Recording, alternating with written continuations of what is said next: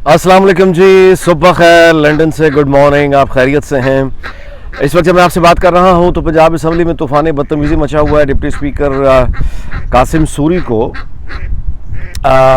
ठीक ठाक मार पड़ी है। मतलब ये कि उसके बाल नोचे जा रहे हैं, तशद्दुद हो रहा है, गालम गलोच और मछली मंडी जैमर्स लगा दिए हैं प्रेस गैलरी पे, जिसका कोई फ़ायदा नहीं हुआ। मतलब उसके बावजूद हर चीज़ रिकॉर्ड हुई है। सिर्फ ये कि ज़िल्लत हुई है, रुसवाई हुई है और चौधरी परवेज़ इलाही ने यानी मतलब एक और गंद किया है। It was as simple as that. मतलब आज के लिए सबसे ऑनरेबल तरीका ये था कि चौधरी साहब अगर वापसी चाहते, इज्जत से वापसी चाहते या इज्जत से रिटायरमेंट ही चाहते, तो हमजा शहबाज को गले से लगाते और कहते ये मेरी तरफ से, यानी मैं अब अनअपोज्ड होने देते। बहरहाल उनकी मर्जी, हम कुछ नहीं कर सकते। नेशनल असम्बली में स्पीकर इलेक्ट हो गए हैं राजा परवेज़ अशरफ साहब। अगेन मुबारक हो उनको। और फैक्ट फोकस की ये रिपोर्ट, यानी फैक्ट्स फोकस की ये रिपोर्ट, जिसमें बताया ये गया है, ये देख लीजिए, बताया ये गया है 112 तहाइफ हैं जो चोरी करके लेकर गए हैं खान साहब और उनकी अहलिया बुशरा बीबी। 112 तहाइफ हैं, यानी एक हार नहीं है, कोई एक ज्वेलरी सेट नहीं है, कोई एक घड़ी नहीं है। मतलब एक अजीब व गरीब तफसीलात सामने आ रही हैं। गोल्ड की एक क्लैशनकोफ, एक अरब मुल्क के सरबराह ने इनको तोहफे में दी, और एक आर्मर्ड गाड़ी तोहफे में दी। जीप उनका कोई पता ही नहीं है, उठा के ले गए हैं साथ। 112 तहाइफ उठा के साथ लेके गए। ये वो लोग हैं जिनके हाथों में तस्बीह होती थी। मैं यानी ये भी लोग गवाह है ना कि ये दीन बेचने वाले मजहब फरोश लोग होते हैं, ये फ्रॉड है, ये फ्रॉड है, ये फ्रॉड है, ये फ्रॉड है।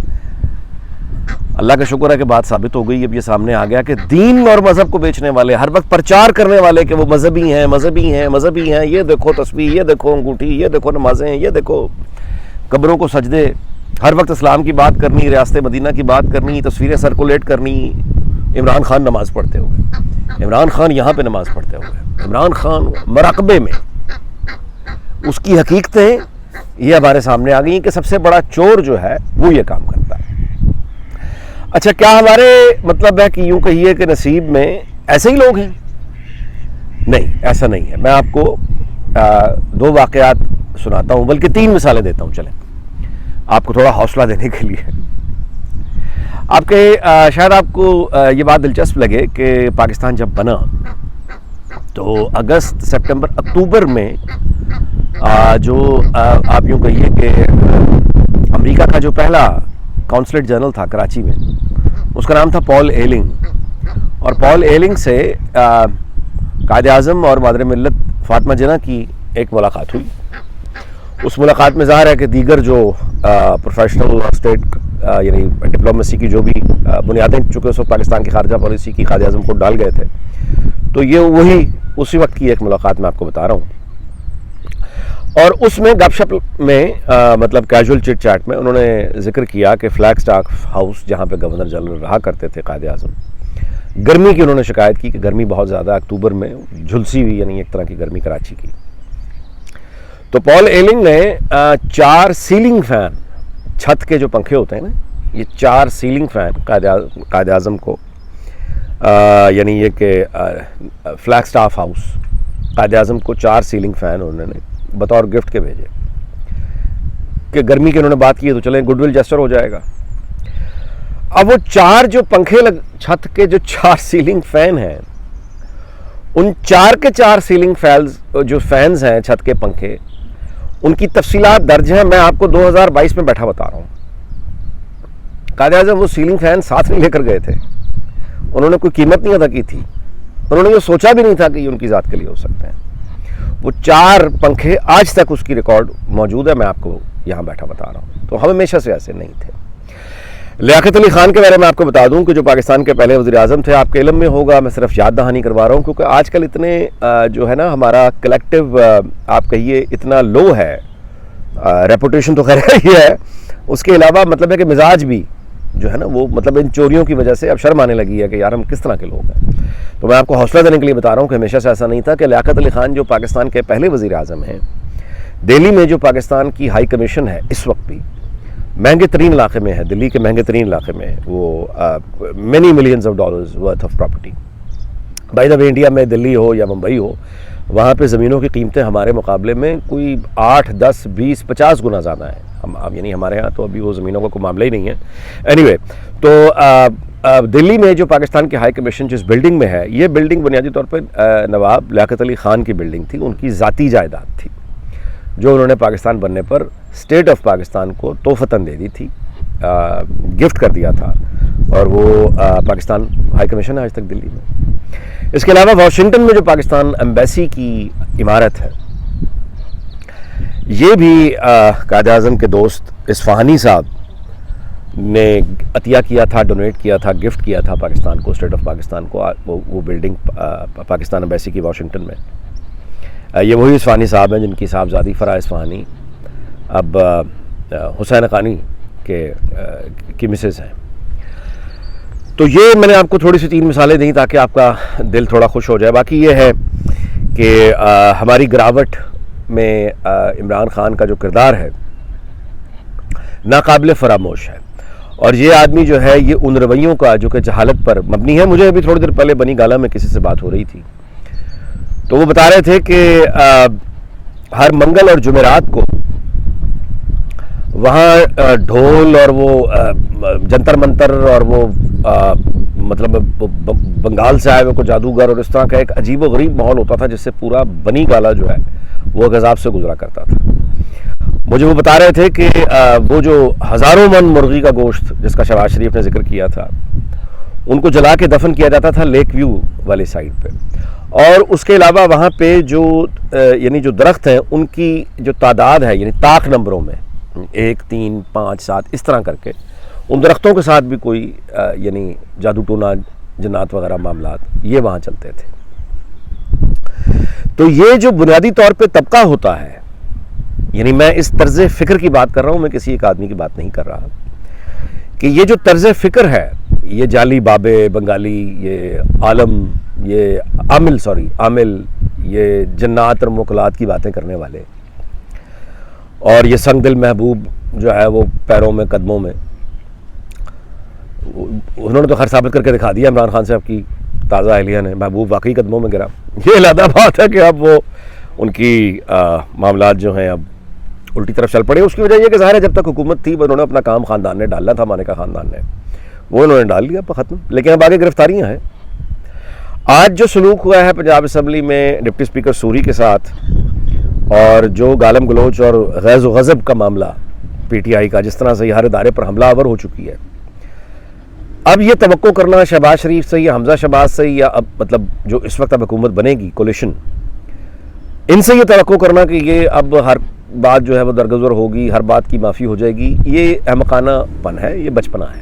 یعنی ہمارے ماحول کو معمولی سا بھی جاننے والا اس بات کو سمجھتا ہے کہ ڈپٹی اسپیکر پنجاب اسمبلی کے ساتھ جس طرح بال کھینچے گئے ہیں اور اس کو ٹھڈے پڑے ہیں, تو وہ تو بلوچ آدمی ہے, وہ اس طرح کی توہین کبھی یہ لوگ بھولتے نہیں ہیں. اس کا جواب دیا جائے گا. اور میں آپ سے گزارش کروں کہ اگر اس میں یعنی پی ٹی آئی کو اب جب مار پڑنی شروع ہوگی, اگر شہباز شریف صاحب نے یا حمزہ شہباز شریف نے یا قیادت نے اگر اس کو روکنے کی کوشش کی اور نرمی کی تلقین کی, تو پارٹی میں بغاوت ہو جائے گی. میں یہ نہیں کہہ رہا کہ ان کا ڈسپلن کم ہے, میں یہ نہیں کہہ رہا, میں یہ کہہ رہا ہوں کہ اتنی زیادہ چوٹیں لگی ہیں, اتنے گہرے زخم لگائے ہیں پی ٹی آئی نے کہ وہ جن لوگوں کو لگائے ہیں وہ یعنی ان کو اب چین نہیں آئے گا, انہوں نے جواب دینا ہے. یقیناً اس کا مطلب یہ ہے کہ ہم ایک لڑائی سے دوسری لڑائی کے فیز میں اب داخل ہو رہے ہیں. اس آگ کو آخر کتنا بھڑکنا ہے, اس کا جواب ابھی تو ذرا مشکل ہے, لیکن اتنی میں آپ کو بات بتا دوں کہ پاکستان کی اسٹیٹ جو ہے وہ ہم کتنے بھی فارغ صحیح کمزور صحیح, لیکن اتنی سخت اسٹیٹ کے اداروں میں ہے, اتنی ریزیلینس موجود ہے, طاقت موجود ہے کہ جس نے عمران خان کو پاور میں ہوتے ہوئے نہ صرف یہ کہ ریزسٹ کیا, اس کو روکا, بلکہ اسے گھر کا راستہ بھی دکھا دیا. کسی طرح کی سول وار نہیں ہونے دی. ڈی چوک پہ وہ جو کارکنان کا اجتماع ہونا تھا, جنہوں نے ایم این ایز کو روکنا تھا, وہ نہیں ہونے دیا. مولانا فضل الرحمان کے جن کارکنوں کو راؤنڈ اپ کر کے حوالات میں بند کیا گیا, ان کو نہیں رکھا جا سکا. عمران خان صاحب کا جو یعنی اس دن بھی معاملہ تھا کنٹیمپٹ کریں گے کورٹ کی اور اڑا کے رکھ دیں گے اور ایک سول وار کرا دیں گے, اسٹیٹ کی انسٹیٹیوشنز نے ریزسٹ کیا, یہ نہیں ہونے دیا. تو جو عمران خان یعنی اپنے آفس میں رہتے ہوئے سول وار نہیں کروا سکا, 1000 کوشش کے باوجود, وہ اب اپوزیشن میں جا کے کس طرح کی سول وار کروائے گا؟ کسی پوزیشن میں نہیں ہے. ہاں اکا دکا حملے باہر گلیوں میں وہ ضرور ہوں گے, لیکن جیسے جیسے ان کے لوگ جیل جاتے چلے جائیں گے ویسے ویسے باقیوں کے حوصلے فارغ ہوتے چلے جائیں گے. اور آخری بات یہ کہ وہ جو میڈیا کے اینکرز, وہ جو ایک 5th جنریشن وار ہوتی تھی عاصم باجوہ کے زمانے میں, جس زمانے میں ISPR کو اپ گریڈ کیا گیا اور یہ سارے سوشل میڈیا اکاؤنٹس کو بڑا ایگریسولی پرسو کیا گیا, لوگ رکھے گئے, ٹریننگ کی گئی, اور اس کے بعد PTI نے آ کے تو خیر انتہا کر دی سرکاری فنڈز کے ساتھ, ایک بہت بڑی فوج تیار کی. وہ سارے اینکرز اور وہ سارے کے سارے لوگ اب جس طرح سے ملائن کر رہے ہیں آرمی کو, عدلیہ کو, یعنی فوج کی جو کلیریفیکیشن ISPR کی پریس بریفنگ آ گئی اس کے بعد تو کچھ معاملہ ختم ہو جانا چاہیے تھا نا, نہیں ہوا. وہ اب ریجیکٹ کیا جا رہا ہے کہ ISPR کا جو یعنی وہ جنرل صاحب نے جو آ کے DG ISPR نے بتایا تھا اس کو نگیٹ کر دیا گیا, اڑا کے پھینک دیا کہ نہیں یہ بھی جھوٹ ہے. تو یہ بیسیکلی ایک آئی اوپنر ہے. میں آپ سے یہ گزارش کر دوں کہ یہ ہماری اسٹیبلشمنٹ ہو یا جتنے بھی ریلیونٹ ادارے ہیں وہ یہ دیکھ لیں کہ ایک جانب بلوچ ہیں جو اپنے پیاروں کے لاپتہ اور گمشدہ ہونے پر ماتم کرتے ہیں, روتے ہیں, اور ان کو پولیس مارتی ہے.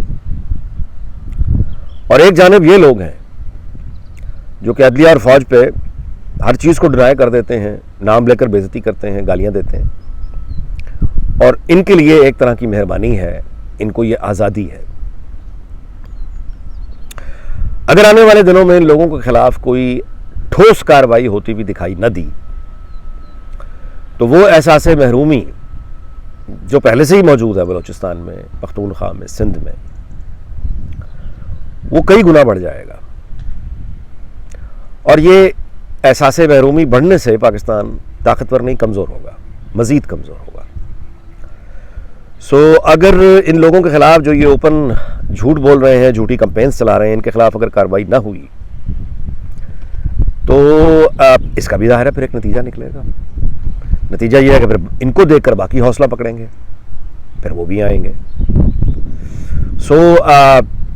میرا نہیں خیال کہ ان کو اتنی اجازت دی جائے گی. بہرحال ویلاگ بڑا لمبا ہو گیا, تو انشاءاللہ پھر ملاقات ہوگی آپ سے اگلے ویلاگ میں. اپنا خیال رکھیے گا, اللہ تعالیٰ پاکستان کو شاد رکھے, آباد رکھے. آپ کا بہت شکریہ, اللہ حافظ.